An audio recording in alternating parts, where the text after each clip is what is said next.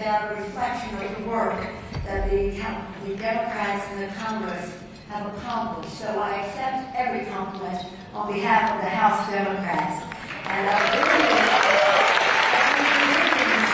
and gratitude from the House Democrats to the North Carolina Democrats for sending us such a wonderful delegation.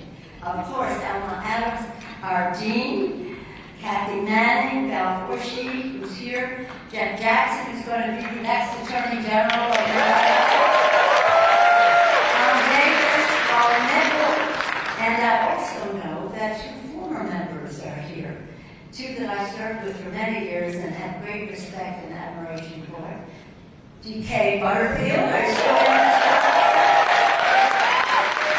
Bob Edwards, two great lawyers.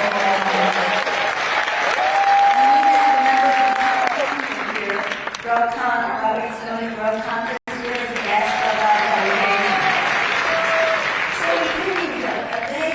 all the things that you saw President Biden brag about in the film, and I won't go into all of it in the interest of time, although I love to brag about it.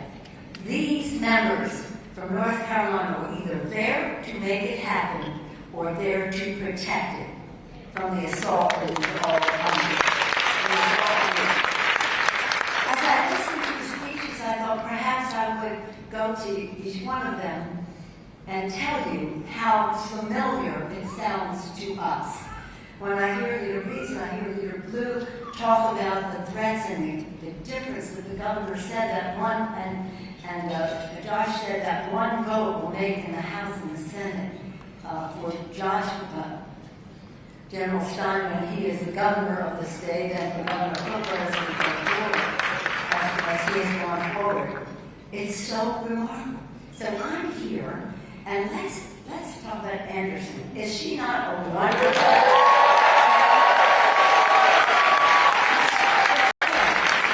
And this is a candidate tonight. We know that. We've been introduced about everything. Is anybody not introduced? Anybody's not introduced? You're welcome to stand up, okay? But I'm going to come to you with a problem. Anderson families here, mother and dad, or aunt and uncle, and other members of the family. What if the family stand up and take credit for Anderson? I don't care.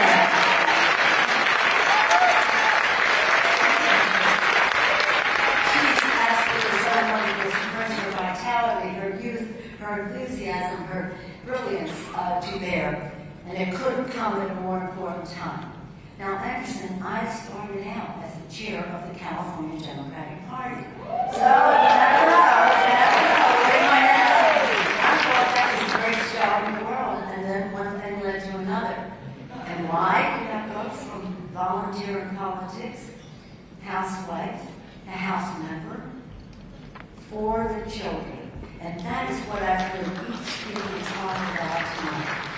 Fairness, justice, Your Honor, your comments and justice. It was mentioned that I'm from Baltimore, and in Baltimore, the national anthem was written, Francis Scott Key, we know that.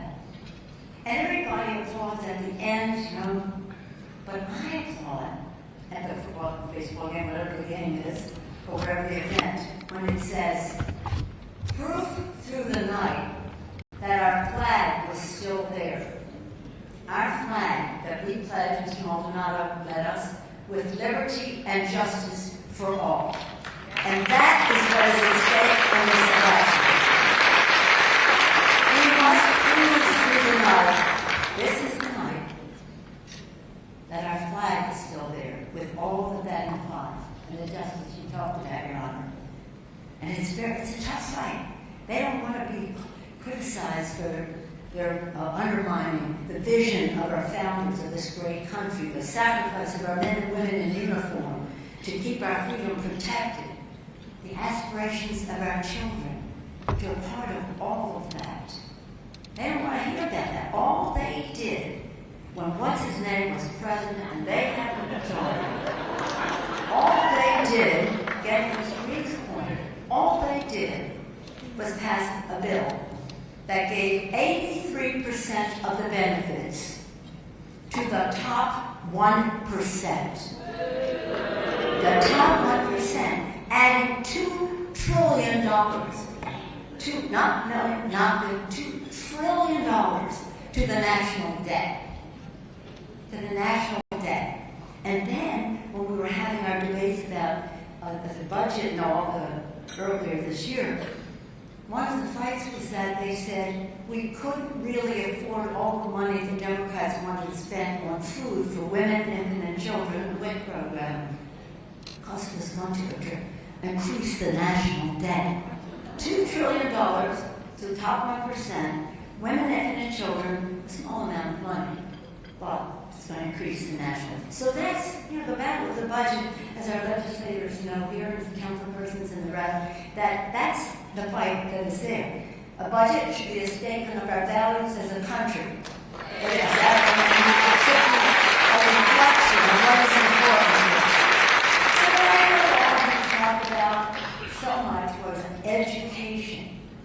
Education. Guess what they did the week before we left, before their, convention that they had. Guess what they did the week before? They brought a bill to the floor that eliminates the Department of Education. Eliminates the Department of Education. You know why?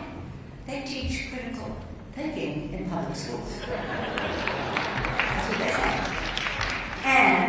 And they go after children in economically disadvantaged areas by going after Title I. So this isn't about what our founders talk so much about education because an informed population is part of a democracy. Not only that,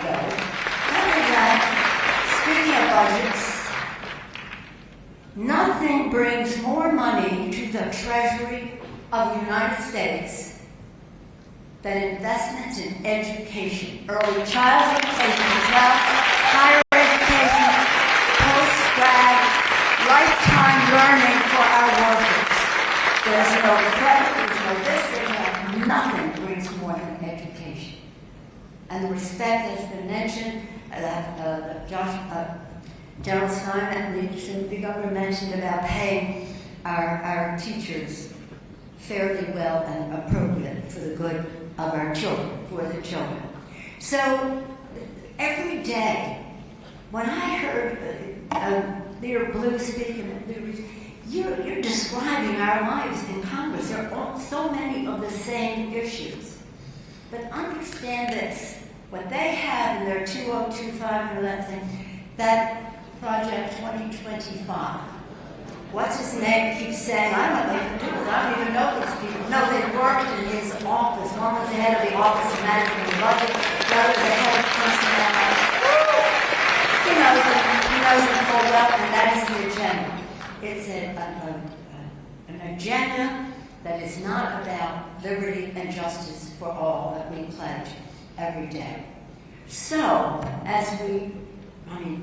Governor Cooper, what he did, I worked with him a little bit on health care, and he was wonderful. He understood. And then to be able to expand Medicaid, 500,000 people. 500,000 people. And of course it's about the children, but it's also about seniors.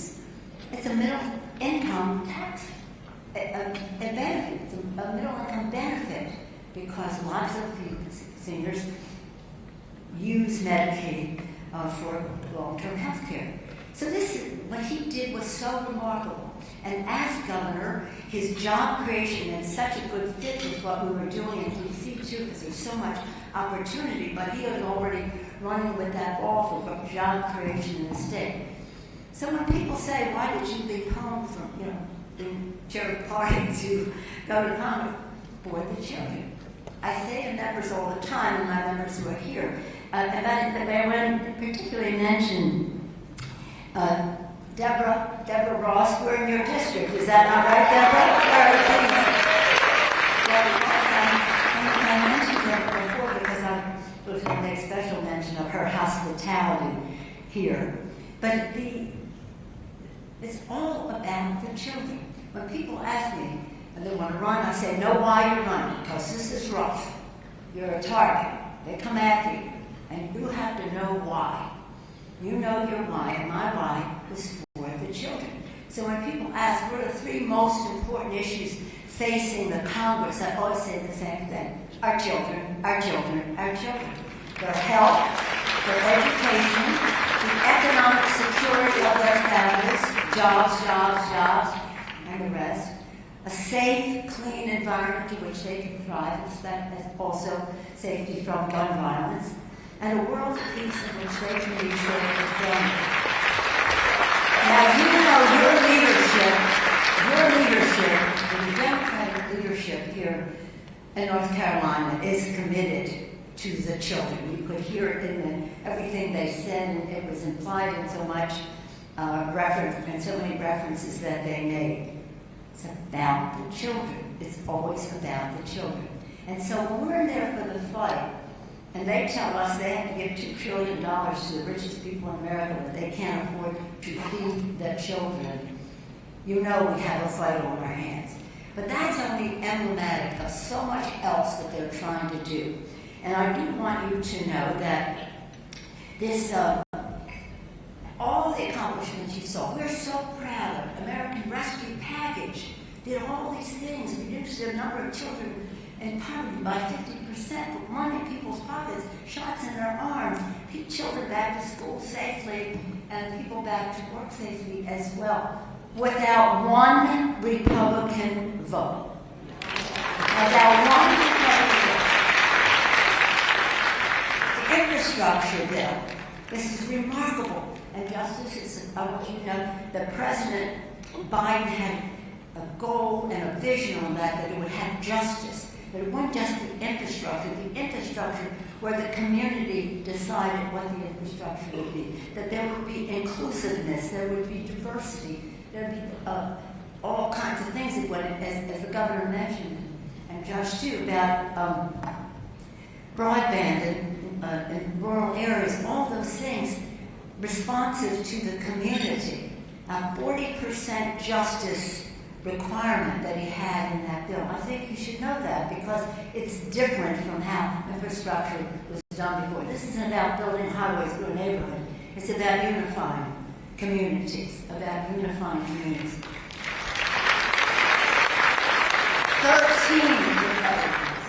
13.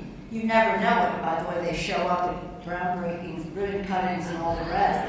But they not only didn't vote for it, they criticized it as being just horrible and, break the bank because we got to save our money to give tax breaks to the rich.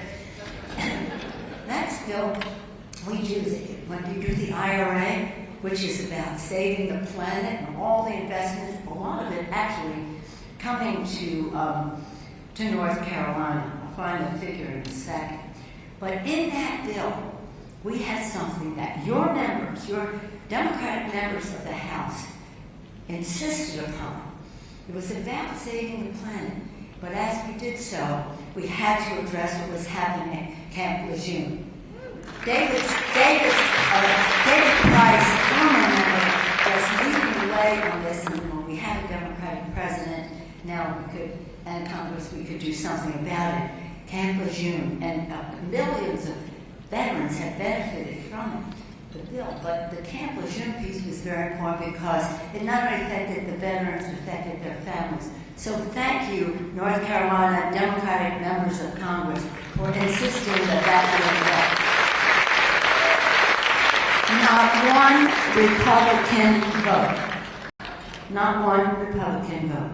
13 here, none here, none there. Kathy Manning had legislation and said, well, let's bring people together. We are not in agreement on Roe v. Wade. Unfortunately, not one Republican vote. But let us talk about women's access to contraception. Women's access to contraception. Well, isn't that something you think they would support? 203 Republicans voted on the bill. How many do you think voted that women have a right to contraception? Kathy Manning's bill. 8. 195 Republicans said women do not have a right to contraception.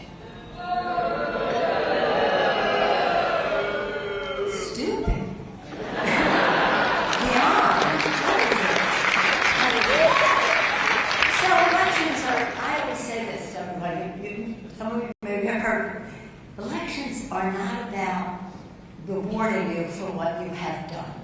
They're about what you're going to do next. What you're going to do next. We can prove, as President Biden and Vice President Kamala Harris did, as we did as the Democratic majority, that we know how to do the job. We got all those bills passed, the dream. Oh, may I say that Deborah and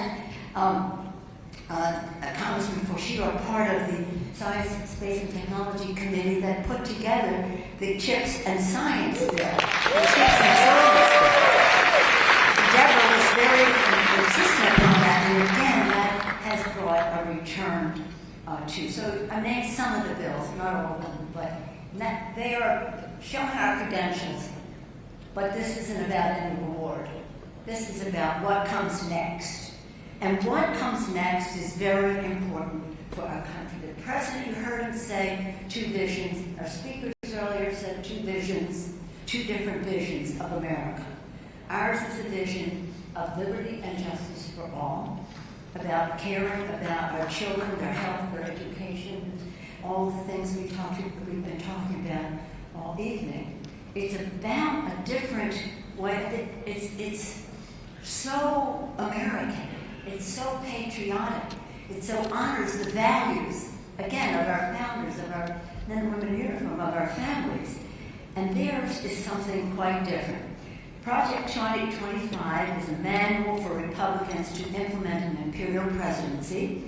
They have an idea of like a nationalistic populism, where they're it's about greed. I mean, it doesn't give you one word on it, it's about greed.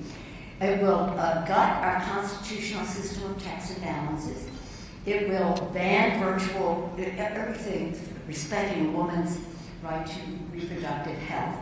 It will restrict laws banning discrimination against the LGBTQ community, or after them, and the Affordable Care Act. Oh, and the Affordable Care Act with the pre-existing medical condition benefit that is in there.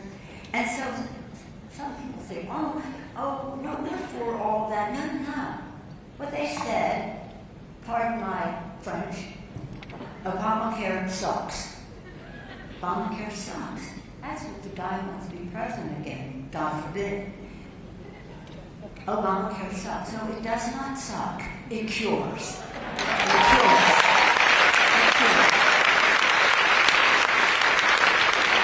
Cut Social Security and largely privatize Medicare by making profit-driven insurance company plans the enrollment and all of that. And you know, this last few weeks we've been celebrating, and the president will again early this next week, the 60th anniversary of the Civil Rights Act. The 60th anniversary of the Civil Rights Act. Their plan is to do away with any respect for inclusion and diversity and the rest of that, to undermine the workings of the Civil Rights Act. So, again, that's just to name a few. It goes on, and I just getting on. So they want to abolish the Department of Education, Homeland Security, NOAA, National Ocean and Atmospherics Administration. One of their goals was to go after the whole Department of Commerce, which contains, you know why they want to go after that? Because NOAA and the Weather Service are the ones who have drummed up this whole thing about climate change. They don't believe in science. They don't believe in governance. They don't believe in justice. They believe in this goofy plan. It's a hard to you have to read it. Now, a special lecture that says, ask me about Project 2025. You can probably see that, ask about it. It's multi-hundreds of pages long. And it's a vicious agenda, a manifesto for undermining our democracy. They don't like to hear that. But I think that we should just be talking about what the difference is to your kitchen table. Job, the education of your children, the air they breathe, the water they drink, the safety of all of that. Ending violence in their neighborhoods and the rest. This is not, and now imagine, we're trying to save the planet. And what's his name? Sits down with a big oil honchos, whatever you call them, and ask them for $1 billion to his campaign so he can win and undo all of the things that we have done to protect the planet. Now, this reason, you remind me of this when you speak.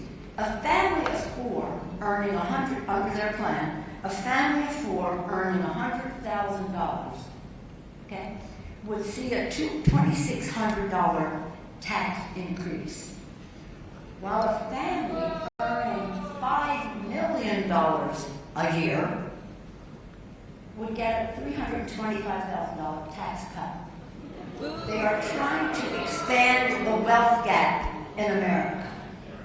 And they put big money in, these big rich people put big money in because they don't want to pay taxes and they don't want to see protections and summer regulations for clean air, clean water, the rest of that.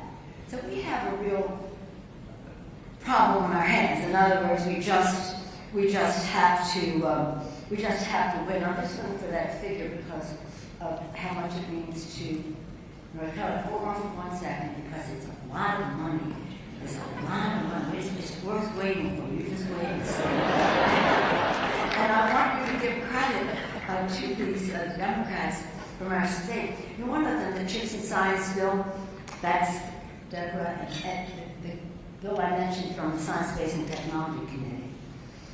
They were all supposedly for it until we were bringing it to the floor, and then they were ordered to be against it.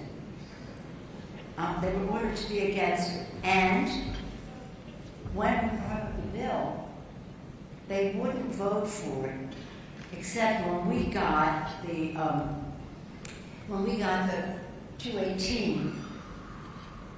Then about 24 of them jumped on it. 24 out of 218 or whatever they had. So 24 of them jumped on after they knew we had passed the bill because they were prohibited from supporting the bill.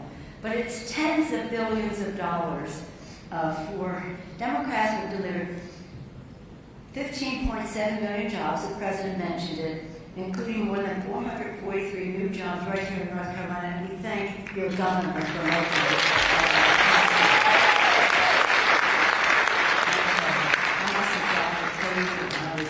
My picture taken with so many of you out there. But it is a lot of tens of billions of dollars coming to North Carolina. Okay, no, that's not it. All right. So in any case, this election is so important. It's important to our children. It's important to our democracy, but it's important at that kitchen table. It's important to women. And one of the things, talking about the things we're going to do next as I draw to conclusion, is that it's going to be about women in the workplace. And not just women, parents, families in the workplace. So we will have, again, instead of their plan, which would eliminate Head Start, a vital early childhood education program, and that would cut about 60% of the child care slots in rural communities. But what we would be doing is this: family and medical leave for everyone. Affordable child care, a child tax credit, the Biden child tax credit. Home health care. Lots of times it's not just about the children, it's a parents. Home health care and respect for those home health care workers turning and paying them out of their so that when people go to work, there's a Latin expression, age caragas, do what you're doing. When you're there at work, people know you're there. So nobody can say, well, I wasn't going to promote her because she's got kids at home and I know that's what she's thinking. Of course she is. We're all thinking about kids at home, our families at home. But that you are present, that you know your children are safely cared for, so that women can assume their role and take a bigger role in the growth of our economy. and making opportunities for their children, and growing their own pensions for when they get older. So this is about family. Democrats are about family. We're about faith. Faith in God, faith in each other, faith in our country. Faith in our country that we will be protecting liberty and justice for all in this election, and that we'll do so in a way that is respectful, that tries to bring people together. As Josh said, people have more in common, that we have more that joins us together than separates us. I myself think that North Carolina is in a great place because you honor education, and you honor entrepreneurship, and you honor the arts. And the arts, I think, will bring us together because we laugh together, we cry together, we're inspired together. For a moment, we have something in common, and that could lead to some other things to have in common. But to know that when we take the oath, those of us who take an oath, to protect and defend the Constitution of the United States, it is in the spirit of doing so that provides what you all talked about tonight. Talked about fairness in our economy. Now, in parting, now I mean it this time. How many times have I said? Anyway, I'm the former chair of the party, and here are the things I say to our campaign workers. And now campaign workers are all over the country. You have them out of your living room, but they're talking to somebody in another state or whatever it is. 3 things. I'm always speaking alliteratively. 3 M's. Mobilization at the grassroots level. You must own the ground. You must own the ground. How many VIPs are here? Our VIPs are our volunteers in politics. How many volunteers in politics are there? Thank you all. You all are volunteers in politics. Own the ground. You must own it. You must have a message to inspire because you can't run on empty, but it has to be disciplined and repeated. Message, mobilization to draw people out, and money. So thank you all for what you're doing tonight. Message, mobilization, message, money. And in parting, I would say, I have 3 no's. No wasted time, no underutilized resources, and no regrets the day after the election that I could have